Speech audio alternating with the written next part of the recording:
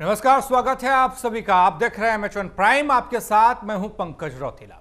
आज का दिन बेहद खास है दो लिहाज से। एक तरफ केंद्र में बीजेपी सरकार के 7 साल हो गए, दूसरी तरफ किसान आंदोलन के 6 महीने हुए और इस मौके पर किसानों ने काला दिवस मनाया। एक तरफ कोरोना की लड़ाई, दूसरी तरफ किसानों का काला दिवस, क्योंकि चाहे वो टिकरी बॉर्डर हो, सिंगू बॉर्डर हो या फिर गाजीपुर बॉर्डर, यहाँ किसान इकट्ठा हुए और किसानों ने काला दिवस मनाया। जो किसान यहाँ नहीं पहुंच पाए उन्होंने अपने घर में रहकर काले झंडे लगाए। इस तरीके से किसानों ने विरोध प्रदर्शन एक बार फिर से शुरू किया है, तेज किया है, ये आप कह सकते हैं। और ये विरोध प्रदर्शन हो रहा है उन 3 कृषि कानूनों को लेकर जिन्हें केंद्र सरकार लेकर आई। हालांकि बातचीत के दरवाजे खुले हैं ऐसा कहा गया, लेकिन इन सब के बावजूद भी आज काला दिवस क्यों मनाया गया? एक तरफ आपको याद होगा कुछ समय पहले किसान नेताओं ने एक पत्र के जरिए सरकार से बातचीत एक बार फिर से शुरू करने की बात कही थी। उन्होंने कहा था कि सरकार को बात करनी चाहिए, लेकिन उन सब से इतर आज काला दिवस, विरोध प्रदर्शन, ये सब क्या है? ये जानने की कोशिश, समझने की कोशिश करेंगे आखिर किस तरीके से बातचीत होगी भी या नहीं और कब होगी, क्योंकि मौजूदा वक्त में सबसे ज्यादा किसानों की समस्या एक तरफ हो सकती है, लेकिन दूसरी तरफ कोरोना भी है जिसको लेकर पूरा देश लड़ रहा है। इन सब पर बात करने के लिए हमारे साथ 2 खास मेहमान मौजूद हैं, उनसे आपका तारुफ करा देता हूं। विजेंद्र प्रताप सिंह बीजेपी से हमारे साथ हैं और सतीश नंबरदार किसान नेता हमारे साथ हैं। आप दोनों मेहमानों का बहुत स्वागत है। चर्चा की शुरुआत सतीश जी आपके जरिए, और ये जानना चाहेंगे, तकरीबन 12 दौर की बातचीत हुई होगी जहां तक मुझे याद है, और एक बार फिर से बातचीत के लिए किसानों ने एक पत्र भी भेजा। यानी कि किसान चाहते हैं कि पत्र के जरिए यानी बैठकों के जरिए इस समस्या का समाधान हो। और दूसरी तरफ काला दिवस, आपके जरिए ये काला दिवस क्या है? ये काला दिवस, ये सरकार जो केंद्र में बैठी भाजपा की सरकार, सिर्फ मैं एक बात पूछना चाहूंगा, ये कानून बड़े हैं या कोरोना बड़ा है? क्योंकि सरकार एक तरफ तो बातचीत का न्योता भेजती है, मतलब बात करने के लिए मीडिया पर बोलती है, दूसरी तरफ किसानों ने निराश होके खुद सरकार को लेटर लिखना पड़ता है, पत्र लिखा, लेकिन आज तक उस पत्र का कोई भी जवाब किसानों के पास नहीं आया। तो किसान आज संघर्ष के लिए तैयार हैं पूरी तरह। अगर जो किसानों पे मुठभेड़ थोपी गई तो किसान इससे पीछे रहने वाला नहीं है। जी, आपकी सुनवाई नहीं हो रही है, आप ये कहना चाह रहे हैं, आपकी सुनवाई नहीं हो रही है। आपके जरिए ये समझना चाहेंगे और आप ये बताइए कि बातचीत तो 12 दौर की वो हुई थी जो बेनतीजा रही, जिसमें कुछ निकला नहीं, और आज तमाम किसान नेताओं को सुना जा रहा था, समझा जा रहा था और उनकी तरफ से साफ कहा जा रहा था कि हमारी बात कोई सुन ही नहीं रहा।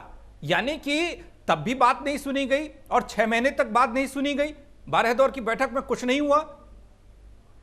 केंद्र में बैठी भाजपा की सरकार मूक दर्शक बनी हुई है जी। और जैसे किसानों का विरोध इन्होंने बंगाल में झेलना पड़ा और यूपी के जो पंचायत चुनाव में झेलना पड़ा जी। तो मैं माननीय प्रधानमंत्री जी से अपील करना चाहूंगा, किसानों को बुलाएं और उनसे वार्ता करें और किसान अपने घर जाएं और इस कोरोना का किसानों पर ना थोपा जाए, क्योंकि वहां पे आज तक परमात्मा की यह दुआ रही है और कोई भी कोरोना से मृत्यु नहीं हुई है। और ये केंद्र में बैठी भाजपा की सरकार हमेशा किसानों पे कोरोना थोपने का काम करती है। लेकिन मैं एक बात और कहना चाहूंगा, जब ये कोरोना का शुरुआत हुई, प्रधानमंत्री जी ने नमस्ते ट्रंप और बंगाल के चुनाव में किस तरह की आपने देखा होगा लोगों के साथ अनदेखी की गई और किस तरह कुंभ के उसमें यह पूरे देश में फैलाने का काम किया गया। इसकी पूरी की पूरी जिम्मेवार केंद्र में बैठी भाजपा की सरकार है। और किस तरह आज किसानों पे 1200 का कट्टा 2400 में करके और किस तरह आज कंपनियों का फायदा पहुंचाने के लिए केंद्र में बैठी भाजपा की सरकार कर रही है और किसानों के साथ किस तरह डीजल पेट्रोल में किस तरह अत्याचार का काम किया जा रहा है। विजेंद्र जी, आप क्या रिएक्ट करेंगे, किस तरीके से जवाब देंगे? क्योंकि 6 महीने पहले हमने दिल्ली की सीमाओं पर जिस तरह के हालात देखे वो सब जानते हैं। क्या आप ये मानेंगे या सरकार को ये लगता है कि एमएसपी गले की फांस बन गई? क्योंकि एमएसपी पर अड़े हैं किसान, एमएसपी पर कानून चाहते हैं किसान, और आज जो काला दिवस है उस काले दिवस को, किसानों के काले दिवस को आप किस तरीके से देखते हैं, कितनी गंभीरता से देखते हैं? देखिए पंकज जी, मैं इस बात को इस तरह से रखना चाहूंगा। आवाज जी। तो साफ आ रही है ना मेरी? आवाज साफ आ रही है? बिल्कुल साफ आ रही सर, बोलिए। हाँ पंकज जी, पहली बात तो ये है कि 6 महीने जिसका जिक्र हमारे किसान नेता सतीश जी ने किया है, जी 6 महीने में 12 दौर से अधिक की वार्ता के बावजूद भी बार बार केंद्र सरकार ने, घटक सरकार ने, एनडीए सरकार ने पूछा है कि भाई आप ये तो बताइए कि इसमें गलत क्या है। जी तो आज तक कोई एक भी जिक्र इस बात का नहीं आया कि इसमें गलत क्या है, नंबर 1। नंबर 2, सरकार ने बार बार कहा कि अच्छा साहब ये बताइए कि इसमें संशोधन क्या क्या करना है, क्या आप संशोधन चाहते हैं? तो आज तक भी कोई संशोधन प्रस्तुत नहीं किया गया है कि इसको इस तरह से संशोधित कर दिया जाए, जी इसमें परिवर्तन कर दिया जाए कानूनों में। बस खाली एक रट नेताओं ने लगा रखी है कि भाई तीनों काले कानून रद्द करो, तीनों काले कानून रद्द करो। ये तो कोई तुक नहीं है कि ना तो जानता हूं और ना मानता हूं, ये तो उस वाली बात होगी, एक कहावत है हमारे देश में। जी नंबर 1। नंबर 2 ये है कि चुनाव के बारे में जो साथी हमारे सतीश जी ने जिक्र किया है, पहली बात तो चुनावों का कोई जिक्र किसान यूनियन को किसानों के मुद्दे पर धरना अथवा बगैर धरने के दौरान, मुझे लगता है कि बहुत ज्यादा इसका सरोकार इससे नहीं है। उसके बावजूद भी मैं स्पष्ट करना चाहूंगा जी कि जब चुनाव आयोग ने प्रस्तावित किए थे, ये सारा विषय चुनाव आयोग का है, जी उस वक्त मान्यवर चाहे वो टीएमसी थी चाहे वो और अन्य दल थे, किसी ने भी इसका विरोध नहीं किया। सबने उस पर अपनी सहमति जाहिर की। उसी के बाद ये घोषणाएं हुई, जी सर्वदलीय बैठक हुई, किसानों का उस विषय से उस वक्त भी कोई लेना देना नहीं था और चुनाव संपन्न हो गए। अब चुनाव न कराना ये भी एक जी का जंजाल था। यही लोग अगर मना करते, रोकते, कोई प्रस्ताव रखते तो उस पर विचार होता।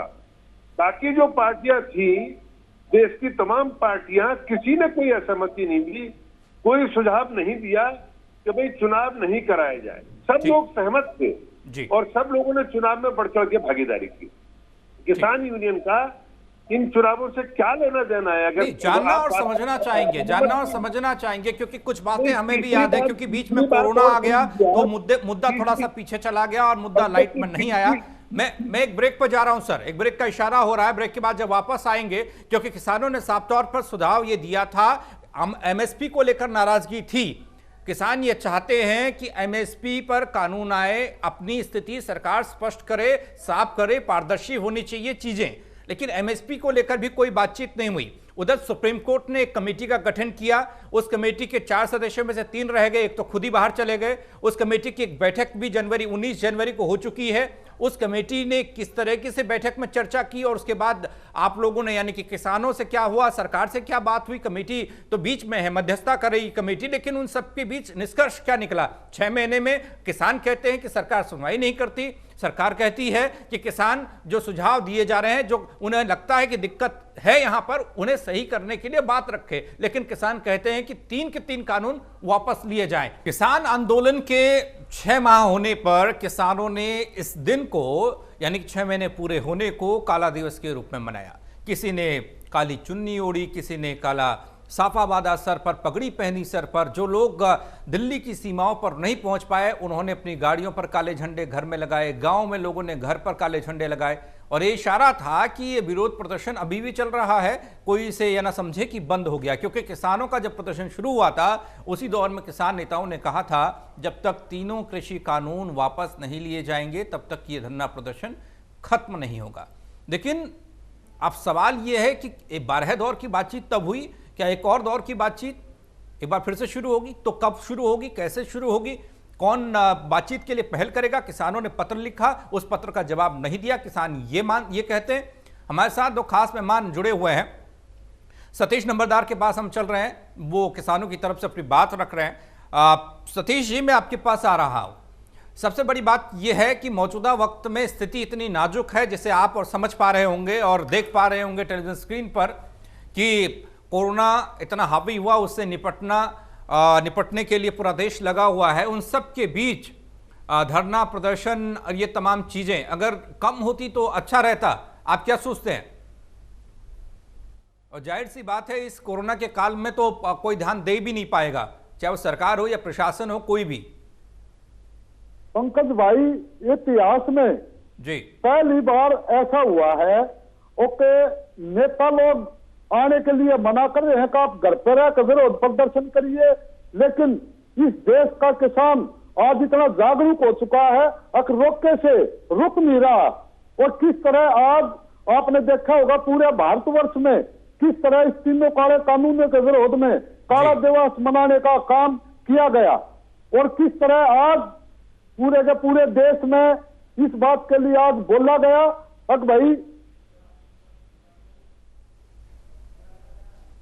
आवाज जा चुकी है। हमारे साथ विजेंद्र प्रताप जी हैं। इसलिए सवाल भी इतना गंभीर है इस नाजुक वक्त में कि कोरोना की स्थिति को देखना और समझना चाहिए। जिस तरीके से ये कानून सर किसानों के लिए लाया गया, उनकी बेहतरी के लिए लाया गया, ये सब कहते दिखाई दिए, आप भी कह रहे हैं। और लेकिन जिस बेहतरी की हम बात कर रहे हैं, सरकार बात कर रही है, अगर जिसके लिए वो किया जा रहा है वही खुश नहीं है तो क्या फायदा फिर? देखिए पंकज जी, आवाज आ रही है ना? बिल्कुल सर, आ रही है, बोलिए। नंबर एक, मैं पिछले संदर्भ को जरा सा मैं आपको दोहराऊं, याद दिलाऊं कि जहां तक एमएसपी का जिक्र किया है सतीश जी ने जी, तो मिनिमम सपोर्ट प्राइस पहले भी था, आज भी है और कल भी रहेगा। ये केंद्र सरकार ने बार बार गारंटी दी है। हमारे लोकप्रिय प्रधानमंत्री श्रीमान नरेंद्र मोदी जी के नेतृत्व में हमारे कृषि मंत्री नरेंद्र तोमर जी ने ये बार बार रिपीट किया है कि एमएसपी जैसे थी वैसे आज भी है और कल भी रहेगी। बिल्कुल। एक बात। दूसरी बात, कोरोना में जो अभी अभी साथी सतीश जी जिक्र कर रहे थे कि किसान जागरूक हो गया है, बहुत जाग गया है, वो समझता है नफा नुकसान, इसलिए रोके नहीं रुक रहा है। भाई ये कैसी जागरूकता है किसान नेताओं की कि वो मौत के मुंह में जा रहे हैं, जाने को तैयार, और लोगों को बुला रहे हैं, डायरेक्ट इनडायरेक्ट लोगों को बुला रहे हैं, इकट्ठा कर रहे हैं। ये कैसी जागरूकता है? ये तो बिल्कुल ही एक ऐसा विषय हो गया कि जो समझ से बाहर का है। ये कैसी जागरूकता है कि महामारी में विश्व परेशान है, दुनिया परेशान है, भारत परेशान है, भारत के लोग परेशान हैं, अन्नदाता परेशान है, जो वास्तविक अन्नदाता है, नेता नहीं। ठीक, समझ सकते हैं विजय जी, समझ सकते हैं आपके इस कहने के लहजे को भी समझ सकते हैं कितनी मुश्किलों के दौर से हम गुजर रहे हैं, देश गुजर रहा है, लोग गुजर रहे हैं। लेकिन आपने एमएसपी की बात की सर, विजेंद्र ये हो सकता है, देखिए आपने कहा, मैंने कहा, चुनावी वादे हम बहुत सारे करते हैं, आपने सुना होगा चुनावी मंचों से ये हो जाएगा वो हो जाएगा, बहुत सारी चीजें रह जाती हैं या कर नहीं पाते या थोड़ा वक्त उनमें लगता है। किसान सिर्फ इतना सा चाहते थे कि जो बातें आप कह रहे हैं उसे ऑन रिटन एक पेपर में दे दें, बस इतना सा चाहते हैं। अगर हम कह रहे हैं तो उसे एक ऑन रिटन एक पेपर में देने में दिक्कत कहां होनी चाहिए? भाई किसान, पंकज जी, किसान नेताओं ने एक तरह से भ्रम की स्थिति पैदा कर रखी है। मैं आपको बताऊं सच्चाई तो ये भ्रम की स्थिति। देश का किसान बड़े मन से, बड़ी ईमानदारी से अपने काम में लगा है, इन तीनों कानूनों का लाभ ले रहा है और केंद्र सरकार की सराहना करते नहीं थक रहा। अभी आपने देखा डीएपी की जो खाद की बोरी है उसकी कीमत 70% बढ़ जाने के बावजूद भी, जो उसका रॉ मटेरियल है पूरे अंतर्राष्ट्रीय स्तर पर, उसके बावजूद भी 2400 रुपए की बोरी, 2400 रुपए की 1200 रुपए उसमें सरकार किसान को दे रही है और मात्र 1200 में किसान को मुहैया कराई जा रही है। ये 19 तारीख का निर्णय है, अभी जल्द का ही। उससे पहले 14 तारीख को अक्षय तृतीया के दिन पूरे देश ने देखा कि 8वीं किसानों के खाते में केंद्र सरकार ने महामारी के काल में भी भेजने का काम किया है। ठीक, सतीश जी किस तरीके से देखते हैं? विजय जी थोड़ा वक्त दीजिए सर प्लीज। और इसके साथ 7 लाख किसान इस बार पहली बार किसान सम्मान निधि से भी लाभान्वित हुए। बंगाल के, पश्चिम बंगाल के किसान को हो रहा है, किसान कभी छुपाता नहीं है विजय जी, हम जानते हैं, और किसान को कोई भ्रम में डाल भी नहीं सकता, ये आप भी जानते हैं और हम भी जानते हैं, ये समझा जा सकता है इस चीज को। लेकिन जवाब देंगे सतीश जी। सतीश जी 2 सवाल है, सतीश जी 2 सवाल है। सोलंकी साहब किस बात का जवाब दे दूं? एमएसपी थी, एमएसपी है, एमएसपी रहेगी। रेलवे थी, रेलवे है, आज रेलवे अडानी रेलवे बन चुकी है। आज जो हमारी MTNL हुआ करती थी, BSNL हुआ करती थी, आज वोडाफोन में तब्दील हो चुकी है। आज जो हमारे एयरपोर्ट हुआ करते थे, आज देखिए सवाल क्या था, आपने सवाल सुना नहीं। हमने एमएसपी को लेकर कहा, उनसे सवाल पूछा, जो सवाल आप लोगों ने उठाया, आपके नेता जिस सवाल को उठा रहे हैं दिल्ली की सीमाओं पर कि एमएसपी पर आप गारंटीड एक कानून बनाइए, एमएसपी पर गारंटी लिख के दीजिए, वो बात हमने पूछने की कोशिश की है। यहां तो किसानों से भी थोड़ा सा, किसानों को भी तो एक कदम पीछे हटना कोई बहुत बड़ी बात हो गई क्या? इस कोरोना के काल में जहां पर सब लोग एक सोशल दूरी, शारीरिक दूरी की बात कर रहे हैं, वहां धरना प्रदर्शन कितना जायज है? ये बातें इससे अलग हटकर सबसे बड़ी बात यह है कि ये जो किसानों का जमावड़ा जो दिल्ली की सीमाओं पर देखा जा रहा है, क्या ये यूं ही चलता रहेगा? समाधान तो निकालना पड़ेगा एक न एक दिन, और टेबल टॉक से ही समाधान निकलता है, ये सब जानते हैं। कितने दिन धरना प्रदर्शन चलेगा? पंकज जी, मैं सिर्फ एक बात पूछना चाहता हूं सरकार से, कोरोना बढ़ा या तीनों काले कानून बढ़े हैं? अगर जो कानून बढ़े हैं और तो कोरोना कुछ नहीं, और जो कोरोना बढ़ा है, किसान हमेशा कोरोना को ज्यादा बड़ा मानता है, और किसान हमेशा उचित दूरी का पालन करते हुए, WHO की पूरी गाइडलाइनों का पालन करते हुए अपने आंदोलन को आगे बढ़ाने का काम कर रहा है। और रही बात सोलंकी साहब की, उस बात का जवाब दे दूं, और किस तरह केंद्र सरकार ने एक व्यापारियों को फायदा पहुंचाने के लिए पहले तो उसकी कीमत 2400 रुपए करने का काम किया, और दोबारा उस कंपनी को 1200 रुपए का जो फायदा देने का काम, सब्सिडी देने का काम कंपनियों को ये केंद्र में बैठी भाजपा सरकार कर रही है। और किस तरह आज पूरे का पूरा देश एक निजीकरण की तरफ बढ़ रहा है। किसान किस बात पे भरोसा कर ले? अब MSP थी, MSP है और MSP रहेगी, क्योंकि हमने सरकारी उपक्रम का बड़ा हाल होते हुए देखा अपनी आंखों से। और रही बात, साहब बोल रहे थे तीनों काले कानून के आज तक कमी नहीं निकाल पाए, इससे सीधे का सीधा 80 करोड़ लोग बेरोजगार होने के कगार पर खड़े हैं। और किस तरह 2011 में माननीय मुख्यमंत्री काल में प्रधानमंत्री जी ने केंद्र सरकार से मांग की थी, अब भाई MSP कानून बनाया जाए, आज अपनी बातों से उत्तर देने का काम माननीय प्रधानमंत्री जी कर रहे हैं। मौजूदा वक्त में स्थिति ऐसी और तस्वीर यूं बन रही है कि जिस भी किसान को सुनो और जहां पर भी सुनो, वो सिर्फ और सिर्फ गुस्से में ललकारता हुआ दिखाई दे रहा है। अक्सर ये देखा जाता है कृषि प्रधान देश में, किसान का ना लहजा ऐसा होता है, ना भाषा ऐसी होती है, ना तेवर ऐसे होते हैं। और ऐसी स्थिति में जब तमाम तरह की परेशानियों से घिरा हो देश और लोग, उस दौर में किसान अगर एक कदम पीछे हटकर बात करें और कुछ समाधान निकले तो उसमें गलत कहां है? किसान आंदोलन के 6 महीने पूरे हुए तो काला दिवस मनाया गया, और इस दौरान किसान नेताओं ने साफ तौर पर यह कहा और ये कहते दिखाई दिए कि इन 6 महीनों में सरकार ने हमारी बात नहीं सुनी। तो जनाब, वो 12 दौर की बातचीत क्यों हुई? एक के बाद एक जो बैठकें कृषि मंत्री, केंद्रीय कृषि मंत्री नरेंद्र तोमर के साथ हो रही थी, उन बैठकों में क्या हुआ?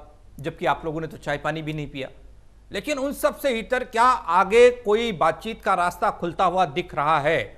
यह बात महत्वपूर्ण है, क्योंकि किसान एक बार फिर से ये कहते दिखाई दिए हैं कि 3 कृषि कानूनों को वापस लीजिए, तब तक घर वापसी नहीं होगी। हमारे साथ 2 खास मेहमान, विजेंद्र प्रताप सिंह बीजेपी से, सतीश नंबरदार किसान नेता हमारे साथ हैं। सतीश जी, मैं आप ही के पास आ रहा हूं।